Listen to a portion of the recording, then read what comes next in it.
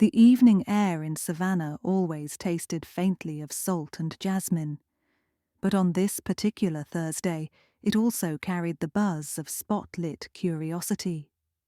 I gathered my lantern, adjusted the ribbon on my battered straw hat, and watched 23 tourists shuffle around Johnson Square. Most clutched paper fans from the bed and breakfasts on Bay Street, and all of them were waiting for me, Grace Kimball, head storyteller of the Moonlight Mystery Walk, to conjure ghosts from the shadows. Legend says the bricks beneath your feet were laid on top of 18 unmarked graves, I began, lowering my voice. And some nights, when the wind turns off the river, the original occupants rise for a stroll. Normally, that earned polite shivers and the click of smartphone cameras panning the live oaks. Tonight, it produced something different. A collective gasp that raced down the line like falling dominoes. Young Dylan, who had insisted on the front spot so he could post to all the socials, pointed toward the south corner of the square. "Ms. Grace, is that supposed to be part of the show?" At first I assumed it was another midnight bicycle courier, but a shape unfurled where no street lamp reached. The outline sharpened into a man in a frock coat, epaulets glinting, boots polished enough to catch the moon. I'd told the story of Colonel Lucius Prescott 100 times, yet I had never actually seen him. Now he tipped his hat, regarded the crowd with mournful eyes, and dissolved as a city bus wheezed past. The tourists erupted, half delighted, half unnerved. I swallowed my own surprise, steadied the lantern, and finished the monologue as if nothing extraordinary had happened. Ghost guides aren't expected to look rattled, not in a city that sells the dead on postcards. But the unease tagged along as we wound through the next squares. 3 more times, apparitions materialized precisely on the heels of each tale I told, and 3 more times they vanished before my sensible mind could process them. By 9:30, the tour concluded at River Street, where I posed for final selfies and handed out pamphlets for tomorrow's matinee walk. "You'll come back," I chirped. My voice sounded distant to my own ears. When the last couple drifted towards their hotel, I hurried up Abercorn to the public archives, where my best friend, Dottie LaRue, was leading another kind of after-hours tour. Damage assessment. 2 nights earlier, someone had sliced the alarm wires and slipped through the side door, making off with an 18th century plat map of the colony and a packet of Civil War letters. The theft was the 4th in 2 weeks. Different institutions, similar targets. Irreplaceable documents small enough to fit into a satchel. Dottie met me beneath a stained glass transom shaped like a cotton bowl. "You look like you've seen a haint," she said. "Funny you should mention." I recounted the evening's parade of spirits, emphasized how each appeared at the exact spot where stolen documents had once lived, and watched skepticism bloom across her face. "Grace, stress is colluding with your imagination," she decided. "I know the difference between theatrics and the otherworldly." A chill slithered down my spine, not from memory, but from realization. "Dottie, Prescott's journal pages were taken from this very building last Thursday, right? That's why you had to cancel our praline date." She nodded, brow furrowing. "Tonight he appeared the moment I stopped in front of Johnson Square to talk about those missing journal pages." I pulled a folded newspaper clipping from my pocket, the one I kept for reciting the details. "Heroic Confederate colonel, buried originally in Johnson, reinterred at Laurel Grove, restless ever since." I tapped the text. "He never shows up for me. Never, until after those pages vanished." Dottie's arms crossed. "Coincidence?" "Maybe once, not 4 times in one night. We parted at the stairwell, Dotty returning to her ledgers, while I trudged home along Oglethorpe Avenue, replaying every flicker of ghostly fabric. Savannah's ghosts could be rowdy, but they were predictable. They haunted the same orbit year after year. Suddenly they were migrating, and their new map matched a string of robberies committed by a thief no one could catch. The next afternoon, I found Montgomery Monty Ruiz, retired Savannah PD detective, part-time trolley driver, oiling the chain of his bright red bike outside Leopold's Ice Cream. "Monty, you still consult for the department, right?" He squinted at me over half-moon glasses. "Depends who's asking." I laid out my theory, apparitions trailing the route of stolen history, and watched him weigh the story like a fisherman testing the heft of a rumoured catfish. "Grace, in my experience, thieves follow predictable patterns. Ghosts? That's above my pension grade." Yet intrigue flickered behind his sun-spotted eyes. "When's your next tour?" "Tonight, 8. I hesitated. "You'll come?" Monty grunted something that might have meant yes. I left him to his chain grease and hurried to prepare. The turnout was smaller, 15 this time, but Monty stood at the back, wearing a visitor's straw hat and the stiff posture of someone concealing a badge he no longer owned. We started at the Davenport house. I spun yarns about Anna Davenport, who allegedly tapped on attic windows to warn sailors of fever outbreaks when the temperature plummeted. A delicate figure in crinoline appeared beside the wrought-iron gate, hands fluttering like birds. She lifted one arm, pointed east toward the river, and evaporated. Monty's jaw slackened. "Huh," he muttered, scribbling into a pocket notebook. At 9:05 we reached Emmett Park, where I expected to wax poetic about Florence Martus, the waving girl. Before the words left my mouth, Colonel Prescott re-emerged, boots glinting, gaze transfixed on a low stone wall. A moment later, a siren shrilled down Bay Street. Blue lights strobed against the park's tabby ruins. The group buzzed. I corralled them onto the sidewalk as Patrolman Corey Adams rolled up. He knew me from neighborhood association meetings.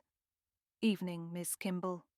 His expression suggested nothing about the flashing chaos behind him. "Mind clearing the square?" "Another burglary?" I asked under my breath. "Riverfront Maritime Museum." Somebody lifted Captain Martus's original signal notebook. He tipped his hat and sped off. Monty appeared beside me like a ghost of his own.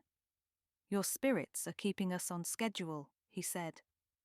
Dotty met us later at Clary's Cafe, where the 3 of us commandeered a corner booth and ordered pie slices we barely touched. Dotty spread printouts of each theft atop the table. The Historical Society on Whitaker, the Telfair Academy, the Lawrence Civil War Library, the Maritime Museum.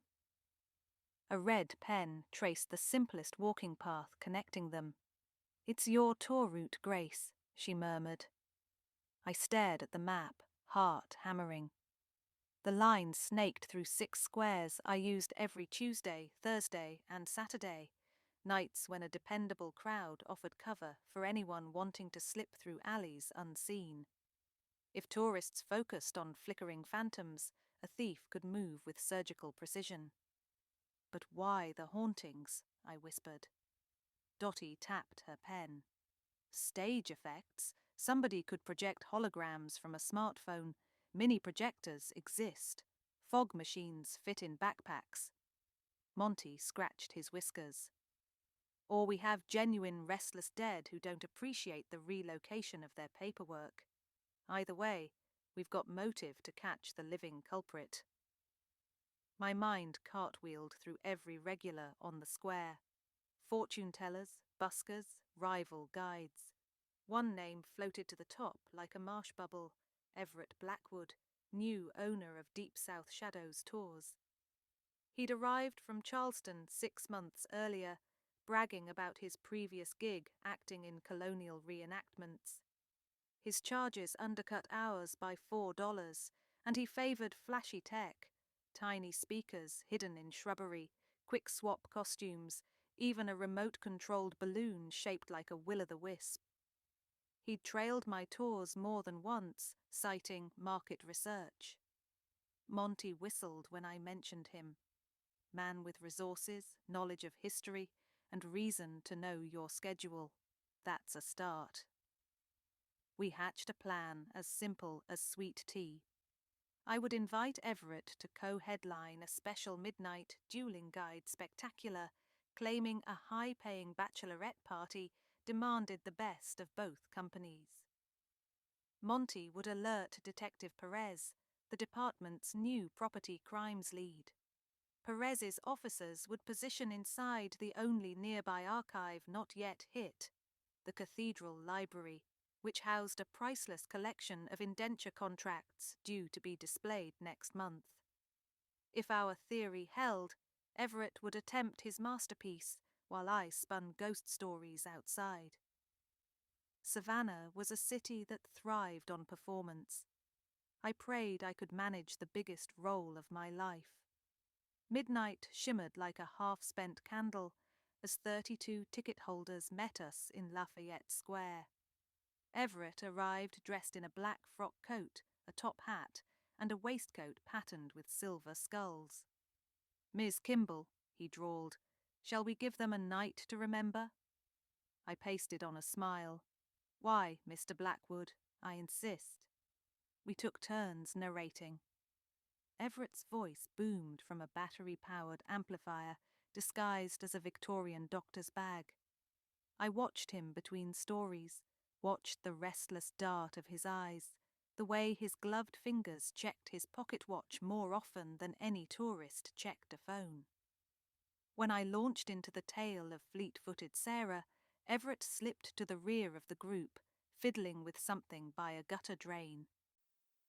A minute later, a phosphorescent figure sprinted across the square, trailing violet mist. Tourists squealed. I glanced up and spotted the thread of filament glinting in the moonlight, an overhead wire strung between lampposts, guiding a lightweight projector ball. Everett's handiwork. That meant the earlier ghosts might have been illusions too, except Colonel Prescott. The Colonel had spoken, wordlessly, but with his own will. I remembered the sorrow in his eyes and knew no microchip had created that. We turned onto Abercorn, cathedral spires gleaming ivory against the night.